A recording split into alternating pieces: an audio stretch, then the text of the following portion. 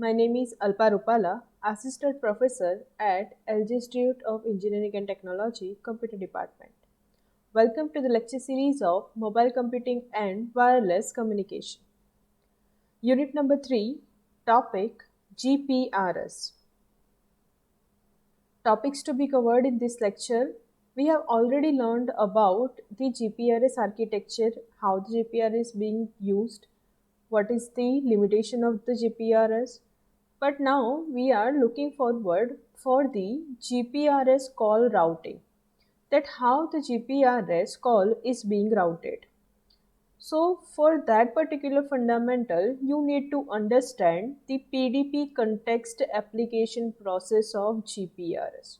So first of all, we will learn about the PDP context activation process of GPRS, and then after we will learn about the GPRS call routing. So first topic, PDP context application process of GPRS. Ultimately, what we are doing in this whole scenario, every time at the periodic moment, your MS is sending some signal to your SGSN, and that signal is nothing but the PDP context activation request. So what this request is, MS is sending a test request to his relevant SGSN, and that request is being forwarded for the GGSN for call routing purpose. Now we already know that the internal communication of your GPRS network will be done according to SGSN only. But if we talk about the external communication, likewise, if we are having two different network, one part network is the Wi-Fi and second part of network is your GPRS. If we have two different network, then that network will be connected through the GGSN only. So the GGSN is converting your packets, transferring your packets, right? So the packet should know the proper format of it. Likewise, Wi-Fi should know the proper format of GPRS, and GPRS should know the proper format of Wi-Fi packets. So ultimately what we are doing, we are sending one request message to GGSN for the proper format of the packets.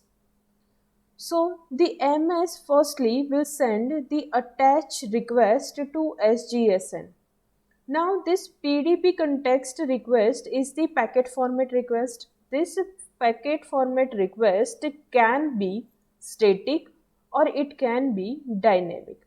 Static means whenever you require it or not, but priorly one specific activation request is being sent, the result of it is already got with your MS, and all the data packet will be formatted according to the received packet format priorly. Okay, that is the static. But what is the dynamic? Whenever we require for the communication with the different network, at that time we will send the PDP context request. So we are just looking for the dynamic right now. For the dynamic PDP context activation request, the MS will send the relevant SGSN the activate PDP context request command, which is having basically four information. That is, first one is PDP type, then after PDP address, then after QoS requested, and then after access point. So what this fundamental is, PDP type, that is your request format will be of IPv4 or IPv6. Then after PDP request address, address means your MS address, that means your sender address and your receiver address both. Then after QoS, that is quality of service, that what efficiency you want for the data communication purpose, that is your QoS request. And then after access point, that means at what attach point you can transmit your data. Obviously we need to have one attach point through which the communication can govern. So all this information will be contained into your activate PDP context request. and that will be sent to your SGSN. Now SGSN will perform some security function, and then after it will send the same request to GGSN, to the relevant GGSN. Why relevant? Because we are doing this all fundamental dynamically. That whatever, whenever we are requiring, we are sending the PDP context request format. So ultimately, SGSN will send the relevant GGSN the same PDP context request after security function. Now the GGSN will see and define, and it will analyze all the fundamental that the another server is what kind of, what will be the access point of it, and that all information calculation afterwards the GGSN will send the create PDP context response. Okay, PDP context response, that will have the PDP type, that what the PDP type is, we have requested for IPv4 or IPv6. It will the reply you with the what format you will have, and QoS negotiated. That means we have requested some amount of QoS, but that is not all the time that they will confirm all, because the requirement and what the availability at your GGSN will be in a concern. Then after GGSN will negotiate, and some of the request is being granted and some of the request will be rejected. According to that negotiation, it will send with that the access point information, that from this access point you can communicate the further process, and that will be sent to your SGSN, requested SGSN, and SGSN will send that request to your MS. So this is the whole process of your PDP context application process. Now the question is, why we are learning this topic? Because we are using the PDP context application process in the call routing. How we are using? Just look for it. All this information we have already learned. This is the same information. Now, GPRS call routing. We already know the GSM call routing. In GSM call routing, ultimately you are having two type of calls. First call is MTC and second one is MOC. Mobile terminated call and mobile originated call. Now mobile terminated call means incoming call and mobile originated call means outgoing call. The same way, if we call as terminated, that means you are downloading something. If you are uploading something, then it is the originated. Okay, terminated means downloading and originated means uploading. So ultimately, suppose, in GSM, in both the fundamental, MTC is more difficult to manage, but MOC is very normal to manage. Okay, so here suppose we are sending some request page. Likewise, an example, suppose I am a user, an MS subscriber, GPRS subscriber, right? And I am roaming in a PLMN1 network, but I am actually subscriber of this PLMN2, but I am roaming somewhere in PLMN1. Now I need to serve something, so I am opening my mobile phone, connecting to the GPRS, and then after I am going to the Chrome. In the Chrome, I am searching for the google.com. So ultimately, this is what my request message, and that request message will be converted into the packets, and that packet will be sent to your BTS. So ultimately, we are requesting something, and that is what you're originating. So first of all, we are learning about mobile originated call in the terms of GPRS. Okay, so I am going to Google Chrome. In Chrome, I am searching for google.com. Okay, and that will be converted into the HTML request format, and that format will be sent to your relevant BTS. Now BTS will send that to BSC, then after it will be sent to SGSN, and then after it will be sent to GGSN.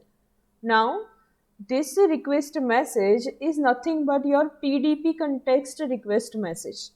So GGSN will send back the access point information to your MS. Okay, send back the access point request to your MS. Now your MS will generate the request according to the given PDP context response. So again, the fundamental will be go that MS will send the data to BTS, BTS will be BSC, BSC to SGSN, SGSN to GGSN, and then after to the external packet data network, and through the router the original server. Suppose this is the Google server. Okay, suppose this is Google server. Now basically for call routing purpose, all the fundamental is being connected through the GPRS backbones. Likewise for the inter PLMN network. Okay, for the inter PLMN communication, there will be the inter PLMN GPRS backbone. And for the intra PLMN communication, there will be the intra PLMN GPRS backbone. Okay, and the router gateway will connect the intra PLMN and inter PLMN. That will be the router gateway.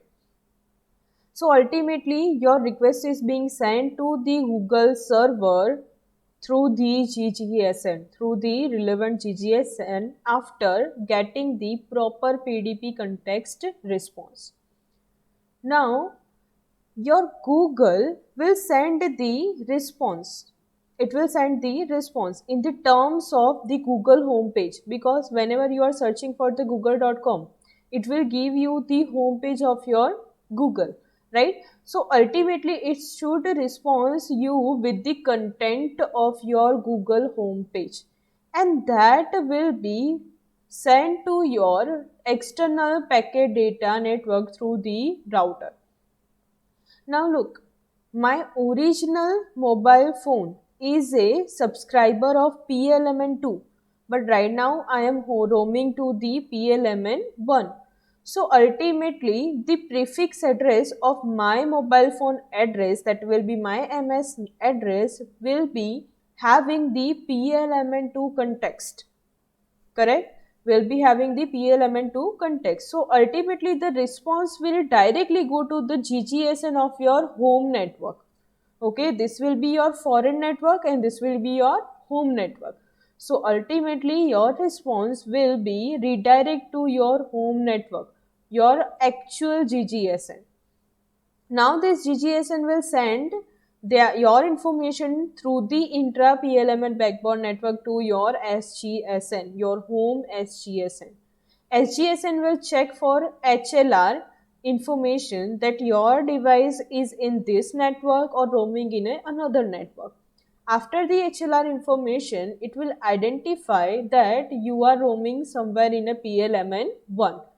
So it will send back the information or the response through the intra-PLMN network to the router gateway, to the inter-PLMN network, to the router gateway, and to the relevant SGSN. And that will be sent to the BSC, to BTS, and to your actual MS. So this will be the mobile terminated call response. Okay, this will be the downloading process, if you can say, or mobile terminated call process. That will be from your server to your home GGSN to your home SGSN, then after to router gateway through the foreign SGSN to the BSC, BTS, and to the MS, actual MS. This is how the whole process is being done. So I hope that you have all the understanding of your MTC and MOC process in GPR. So again, I am repeating the same fundamental. Same like your GSM, you are having call routing in GPRS.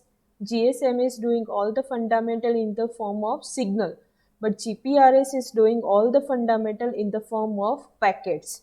So first process is PDP packet format request, and that will be in your GGSN, and after getting the packet, now your main process is being started, that is mobile originated call and mobile terminated call.